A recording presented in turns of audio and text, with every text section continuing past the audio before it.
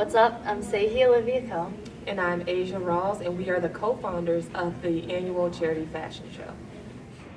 What are your thoughts on how the fashion show turned out? I think the fashion show turned out very wonderful. I think the outcome of the crowd was great. We had a lot of supporters there, from the models to the makeup artist, the DJ, myself and Olivia. So looking at the crowd when I first came out, I was pretty amazed that people actually showed up and supported.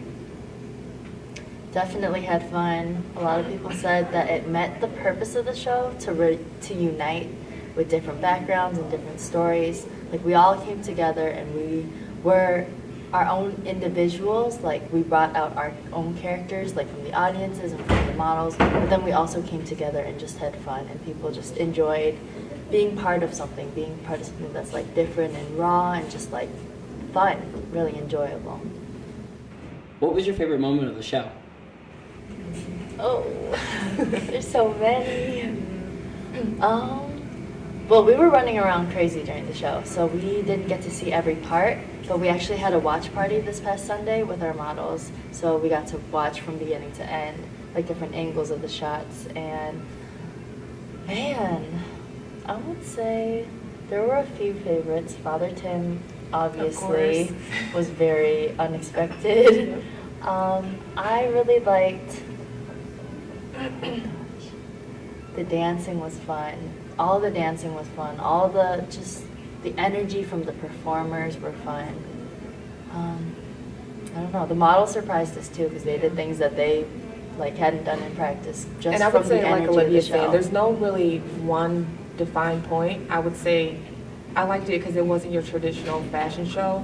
It was eventful. We had salsa, we had African dancing, drumming, singing, a violinist playing.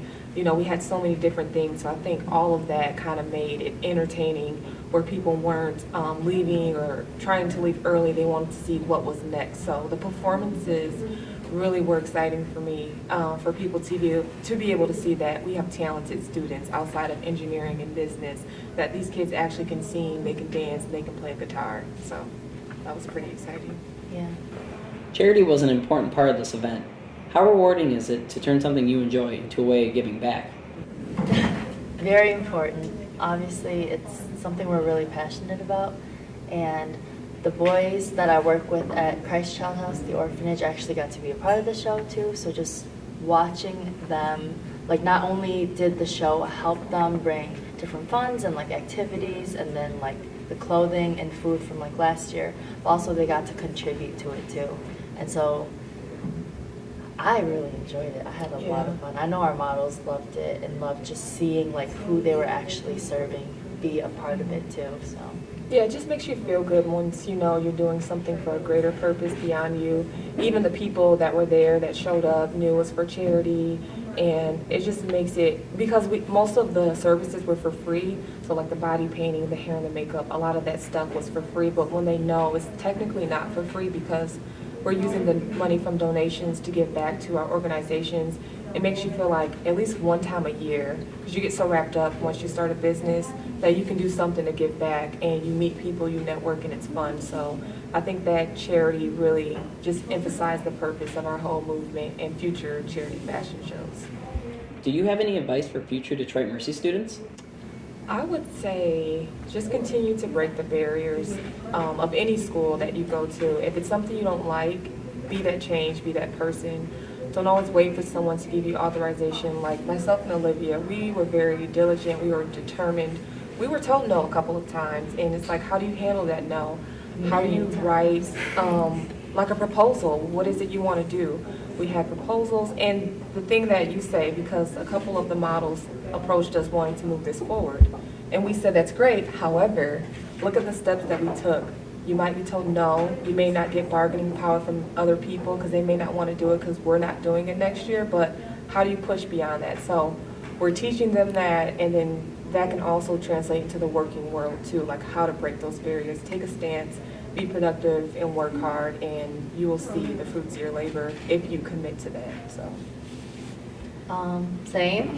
Very much so same. I don't know. I tell people all the time, just explore yourself. Don't limit yourself. Really just try a bunch of different things, see what you like.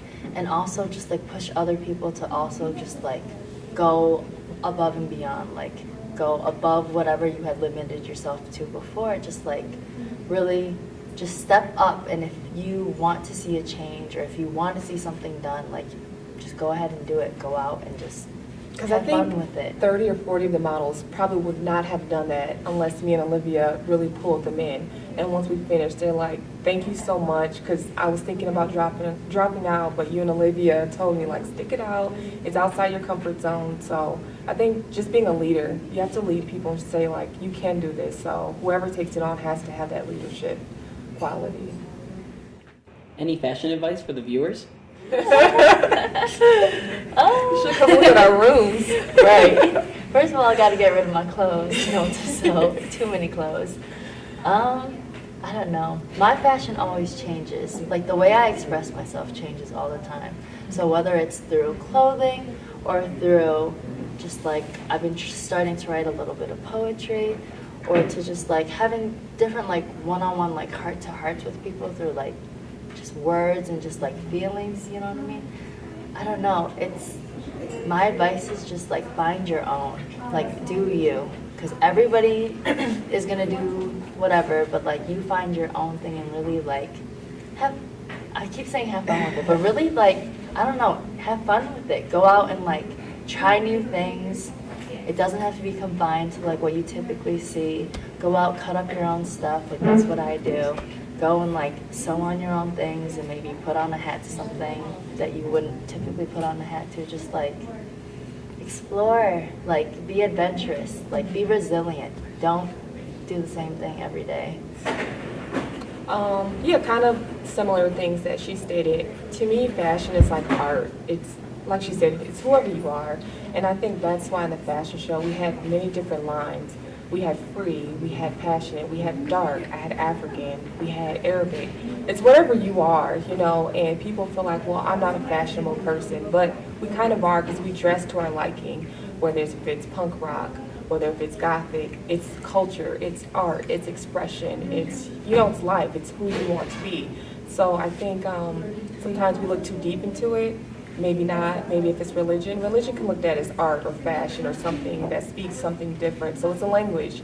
It's everything. So everyone has a fashion sense, but we're kind of confined to how we dress because we look into what others may think. So like Olivia said, just do you, stand out. If you want to wear that, if you have a statement, it's really freedom. It's being who you want. And if you don't feel free, well, why not? Why do you feel like you can't be who you want to be? So.